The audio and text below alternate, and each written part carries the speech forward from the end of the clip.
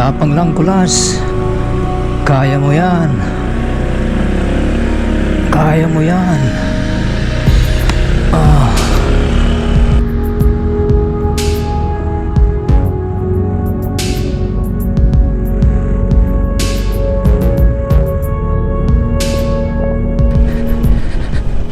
Yan, dahan-dahan lang tayo. At napakatarik nito. Yun.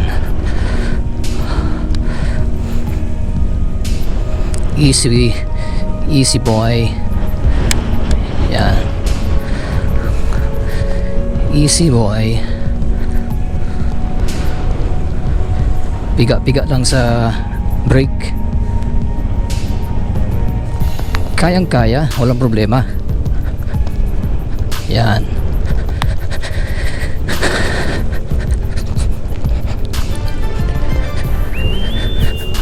Yan, pababa na tayo. Sa unang tingin, akala mo hindi kakayanin, pero pag sinubukan mo na, kaya naman pala. Sa tingin kasi parang akala mo parang napakatarik, pero pag nandun ka na, kayang-kaya naman.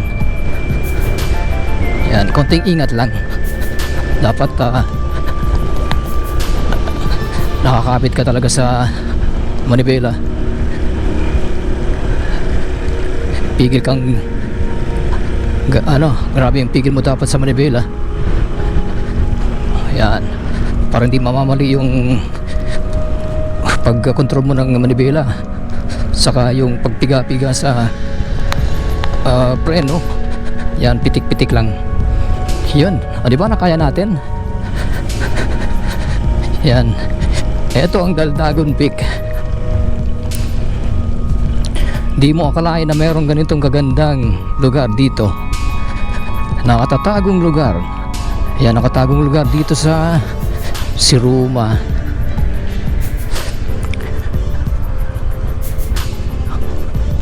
Di ba? Yun, pababa. Tapos sa panikuli tayo.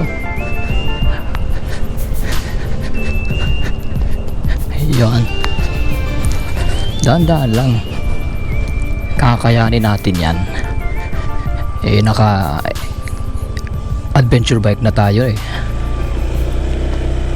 di ba? Yan, kapit na kapit yung gulong, yung spiky na gulong nitong si Kulas, kaya kapit na kapit. Wala tayong problema na mag slide Yan, eto naman talaga yung gamit nitong adventure bike natin, di ba? So biruin mo, naka pa lang tayo, kailan ba? Mamaya tingnan ko ilan na natatakbo natin. Nasa break-in period pa lang tayo nitong si Kulas, pero grabe yung pinagdaanan kagad yung adventure yun, ganda yan. Tingnan natin, nakailan pa lang tayo. 254 kilometers. Yun, so kalahati pa para mag 250, tapos 500 kilometers na yon. Ayan, so pwede na tayo mag change oil, diba? Now I'm lost. Makuha ko kaya yung daan. Oy, may ibon yun, nakita nyo? Aba, ganda naman ang ibon na yun ibang klase. Nabulabog yung ibon. Parang ayaw ko na umalis dito. Ganda ng lugar. Yan. So parang nadala ko na rin dito kayo mga tol, mga kabisyo. Kung papanoorin nyo ito sa widescreen, make sure na naka landscape mode, di ba? Saka mas maganda kung papanoorin nyo sa YouTube, yan, sa widescreen TV. So parang nandito lang kayo. Di ba? Ma-enjoy nyo rin yung lugar na napuntahan ko. So yun naman ang ano natin ang pakay natin gagawa tayo ng mga adventures, mga motor adventures, nang sa ganun ay ma-enjoy nyo rin sa pag panood nyo, parang nakarating na rin kayo sa mga pinuntahan ko. Ayan, so kung napadpad ka sa channel ko, please consider subscribing sa ating Batotoy trip. Yun, so what now? Yan, dito tayo sa gitna. Dahan-dahan lang ha. Yan, mahirap na kapag ganun mataas yung lupa, hindi ko na maabot yung hindi maabot ng paa ko. Yan, grabe talaga yun. Ano ba naman yan? Totoy ba to? Kung ano-anong gagawa mo.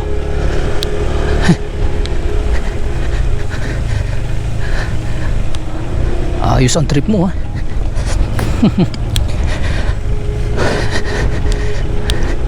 Ayan,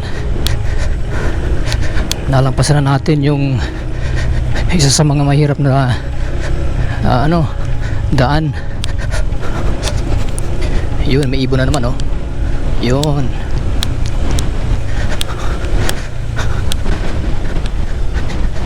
Yun, sinusunod tayo ng ibon parang inaalalayan tayo kung saan tayo dadaan. Yun kita nyo di ba? Inagay tayo ng ibon saan tayo?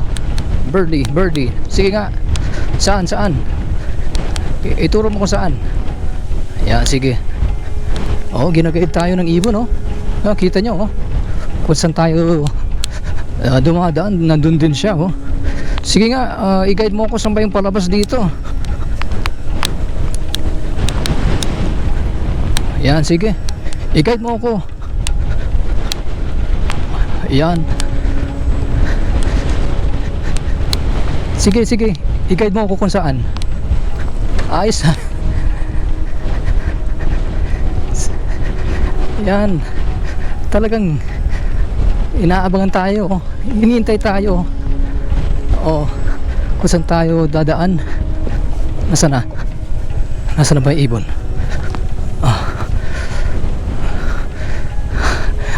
Yan, ginay tayo ng ibon, nakita nyo kung saan tayo dadaan. Ayun, yun. Eto na ba, birdie? Salamat, bye bye. Ay, ginay tayo ng ibon. Awira. Sa totoo lang, tumindig yung balahibo ko. Para tayo mayroong guardian angel ginay tayo ng ibon kung saan yung kalsadang dapat tatahakin natin.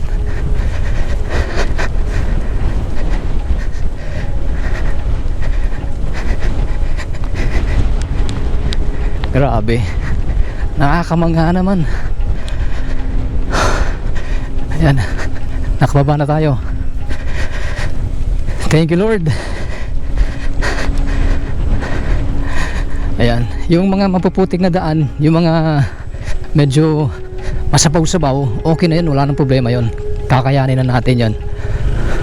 Lagi na lang tayong left tayo.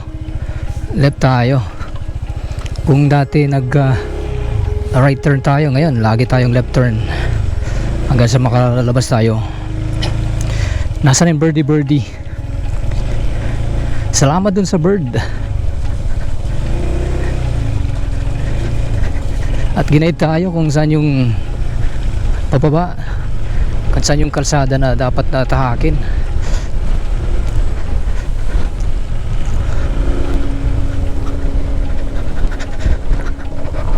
Okay lang kung medyo rough road yung dadaanan natin, dahil eto nga, sabi ko, kapag bago pa lang yung gulong nyo, asahan mo medyo madulas yan, dahil meron pa yan coating, may wax pa yan sa ibabaw. So kailangan mapudpud na muna yun para gumaspang yung gulong mo, at nang sa ganon pag nakadaan ka sa basa, hindi ka madudulas dahil makapit na yung gulong. Pag may wax pa kasi yun, pag bago pa, yan, medyo slippery. So dapat ganito, dapat medyo dapat muna natin, medyo dapat maging magaspang yung gulong. Kaya ito na, tamang-tama yung ating pag break in dito kay Kulas. Pero pagbaba ko talaga, ko to, washing. Napasabak si Kulas sa ating ride venture dito sa Daldagon Peak, si Ruma. Ito, rough road.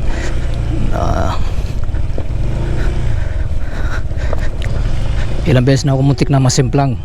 Thank God hindi ako natumba. Yan.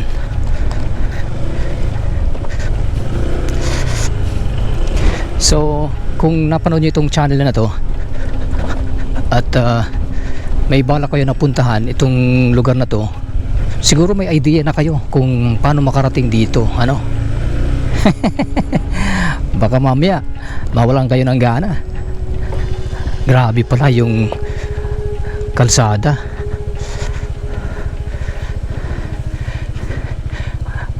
Ayun na, nakababa na tayo. Okay na. Thank God. Nakababa na tayo. Thank you Lord. At safe kong nakuha yung tamang daan pabalik. Sa totoo lang kinabahan ako paano ko makakukuha yung tamang daan palabas. Buti nga ginay tayo ng ibon. Yan, dahan-dahan lang. At medyo dito madulas. Yun. Yan, madulas. Yan, dumi na ng sapatos ko. Dumi na ng sapatos ko. Okay lang yan, at least safe tayo.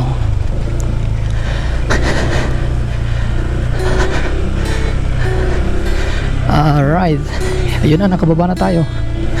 Andito na tayo sa Sitio San Ramon. Ayan, finally may kalsada na. Ay, salamat. Yan. Yun. Ay, salamat. Pwede may kagos bitis? Makikos akong bitis? Grabe.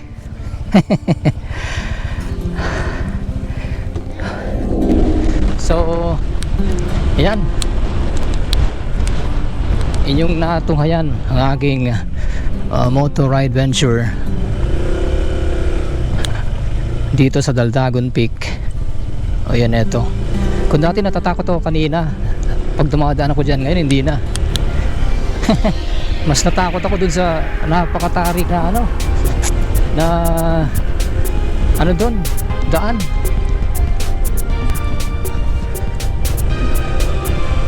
Ayun na yung tulay. So dyan ko na tatapusin yung ating video. At least sigurado makakauwi na tayo. Nakuha ko na yung tamang daan palabas. So maraming salamat sa pagsama sa trip ko. Once again, ako po si Totoy Bato at itong ating Batotoy trip. Ingat kayong lahat. God bless. Ride safe, stay safe. God is good. Bye. Yon.